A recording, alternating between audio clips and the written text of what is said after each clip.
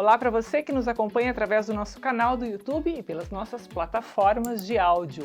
Hoje nós vamos falar sobre uma doença que atinge cerca de 20 a 25% da população adulta no Brasil, que pode ser operada com tempo mínimo de internação, mas que, se não for tratada de forma adequada, pode ter seu quadro agravado. Quem fala sobre hérnias abdominais é o cirurgião do aparelho digestivo e endoscopista, Dr. Carlos de Carvalho, do Centro Médico Gastroclínica. Seja bem-vindo, doutor, tudo bem? Muito obrigado, tudo bem. Dr. Carlos, explica pra gente o que são essas hérnias abdominais.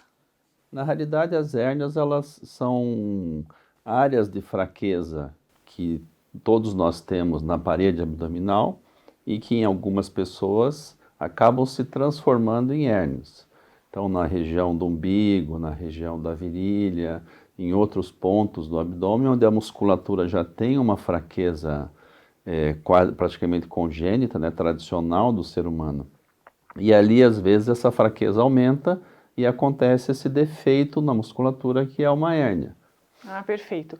E quais são os tipos de hérnias que existem? A inguinal é a mais comum? É a mais frequente da gente ver, tanto no homem como na mulher, a hérnia da região inguinal ou da virilha, como as pessoas falam, né? As hérnias do umbigo, as hérnias umbilicais também são muito frequentes.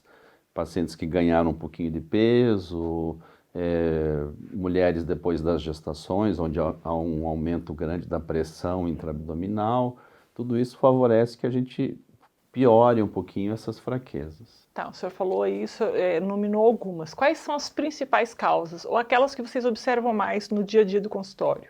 As inguinais são mais frequentes, e as outras hérnias que são muito frequentes também são as hérnias incisionais, que nós chamamos, onde você, de uma cirurgia prévia que você teve no teu abdômen, aquela cicatrização ali por algum motivo não evoluiu 100% e acaba formando uma área de fraqueza que vai formar uma hérnia também. E como que pode, que as pessoas podem entender ou desconfiar que aquilo pode ser uma hérnia? Tem sintoma, doutor Carlos? Normalmente é um aumento de volume e algum desconforto no local, ou então, por exemplo, numa cicatriz de uma operação, no caso das incisionais, e no caso da virilha ou do umbigo, por exemplo, que são as mais comuns, quando a pessoa faz um esforço, fica em pé, tosse, espirra, tem algum desconforto no local e aumento de volume. E esse aumento de volume, normalmente ele piora no esforço e ele melhora no repouso. Então a pessoa, quando levanta, aparece o volume da hérnia, quando a pessoa fica deitada em repouso, esse volume desaparece. Tá, é o momento de procurar um especialista. Qual é o especialista que a pessoa tem que procurar? Normalmente o cirurgião geral ou o cirurgião do aparelho digestivo é que lida com esses defeitos da parede abdominal. E lembrando que o único tratamento para as hérnias é o tratamento cirúrgico. Não existe nada que a gente possa fazer que recupere essa parede abdominal sem uma operação. Tá, bom, então foi diagnosticado, o tratamento é cirúrgico. Como que se dá essa cirurgia, doutor Carlos? É uma cirurgia simples? Falei no começo aqui do programa que exige um tempo mínimo de internação. Detalha isso pra gente. Normalmente, para a grande maioria das hérnias, as internações são muito rápidas, né? Menos de 24 horas. Porque uma boa parte dessas operações são feitas por videocirurgia. Então, o paciente interna, por exemplo, na manhã do dia que vai ser operado, opera normalmente após o almoço, no outro dia pela manhã ele já tem condição de ir para casa. A grande maioria das vezes são operações por vídeo, como eu falei, com muito pouca dor pós-operatória, não exige um afastamento enorme do trabalho, exige sim um período de repouso, de grandes esforços, atividades físicas, esportes, na média em 30 dias, mas para o retorno às atividades de trabalho, uma semana, no máximo 2 semanas. São os benefícios da cirurgia por vídeo, né? Eu fico A até hoje... cirurgia minimamente invasiva, ela também ajuda muito na questão das hérnias. E mesmo naquelas hérnias que nós falamos, as chamadas incisionais, depois de operações, mesmo hérnias grandes, que antes era só com cirurgia convencional aberta, a videocirurgia também tem ajudado muito com os mesmos benefícios também. Tá certo. Para você que está nos acompanhando através das plataformas de áudio, eu estou conversando com o cirurgião do aparelho digestivo e endoscopista, Dr. Carlos de Carvalho.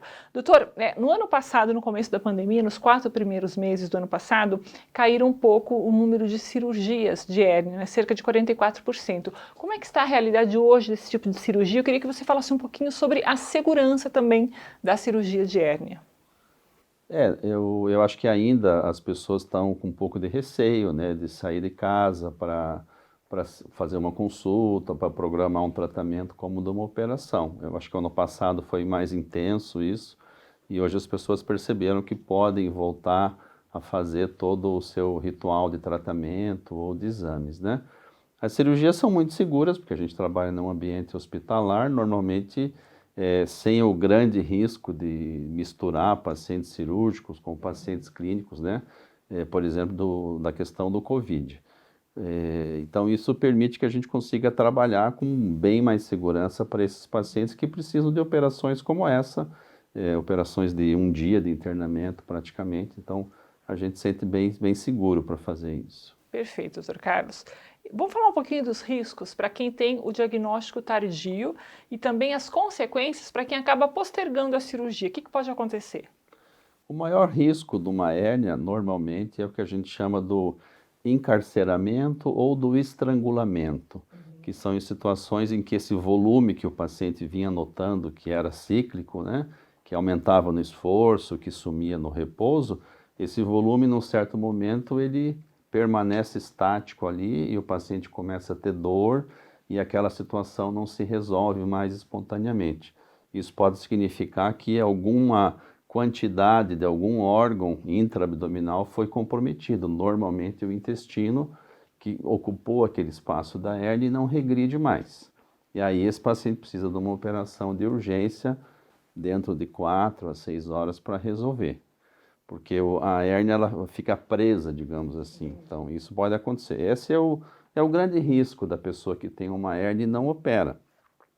A outra condição é que a hérnia, normalmente, ela vai crescendo com o tempo. Quanto mais tempo você deixa, maior esse defeito vai ficando, a fraqueza se torna maior e também a cirurgia se torna um pouquinho mais complexa. Não chega a ser um impedimento para sucesso do tratamento, mas aumenta o defeito, digamos assim. Tá certo. Se tem uma lição que a gente aprendeu, está aprendendo durante a pandemia, é que nós não podemos postergar, deixar para depois todas essas situações de doenças que as pessoas normalmente vêm sido acometidas. Dr. Carlos, obrigada por sua participação aqui no Medicina e Saúde. Para quem quiser mais informações sobre o serviço de cirurgia do aparelho digestivo, sobre o trabalho do Dr. Carlos, vocês podem acompanhá-lo através do Instagram, @Dr. Carlos Alberto de Carvalho e também @gastrocascavel.